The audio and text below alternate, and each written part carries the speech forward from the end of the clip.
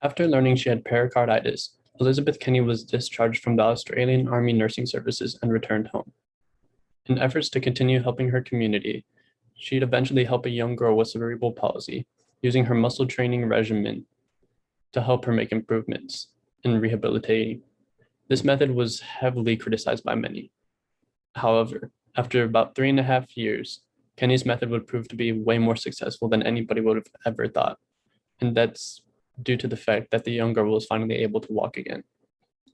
And in a time where physical therapy is in such high demand, I think we should take a look back on the impact that Elizabeth Kenny has had and how she would influence the principles of physical therapy that we now know today.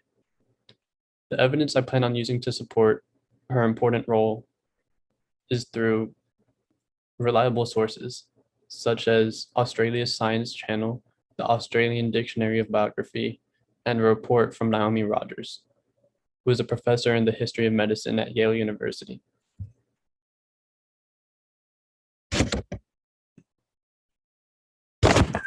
With the help of the Queensland government, she was able to expand her clinics throughout the city and other surrounding places. Although she was ridiculed by many doctors and nurses for her outlandish theories and ideas, she continued to voice her opinion and insisted on anything other than doing so. Then, around 1937, Elizabeth Kenny would publish her book, Infantile Paralysis and Cerebral Diplegia. This would surprise and upset many after she'd recommend doing things that went against the societal norm at the time concerning how patients were treated. Although she was able to go to different hospitals and propose her ideas, she was continuously ignored despite the praise she had gotten from parents of the victims. Even after sharing her ideas throughout the book, many still doubted her capabilities as a nurse, saying that her methods would never work. That was until she'd meet with the Mayo Clinic and other important groups and organizations that would help change her legacy forever. Around 1940, she was sent to America from Queensland per their request, where she was introduced to the Mayo Clinic with the help of other organizations that were there. Upon her arrival in the US, most American doctors were quick to reject her theories whenever she provided her explanations of what caused polio and how they could potentially treat it.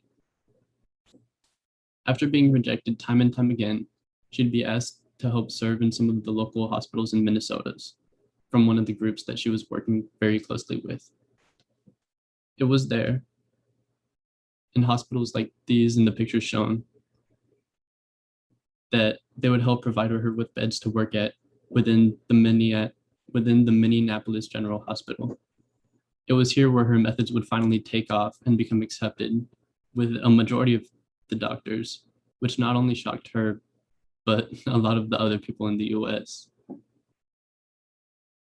And they would later, and those doctors would later help spread the info with other doctors and physiotherapists around the world.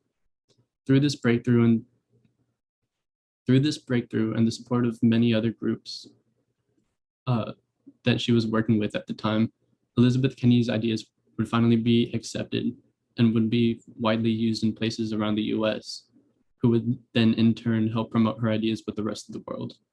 Throughout her career as a nurse, Elizabeth Kenny was always faced with challenges. However, she refused to give up.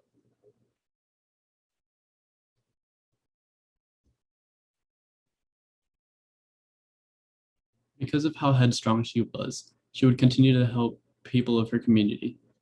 And after receiving help from some big names in the government and in the medical field as well, she'd finally be able to share her ideas with people who would finally accept them, revealing the truth behind her practices. Elizabeth Kenny's principles of muscle rehabilitation would later become the foundation of physical therapy as we know it today.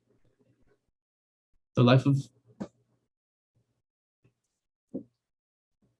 Elizabeth Kenny was a miraculous one. She had defied the odds in many ways. Not only was she able to live a life longer than she expected after being diagnosed, but yet she would also get past all of the people who doubted her methods. Doing this proved to many that no matter what obstacles and criticisms you face in life, if you have a strong drive and are dedicated enough, then anything is possible.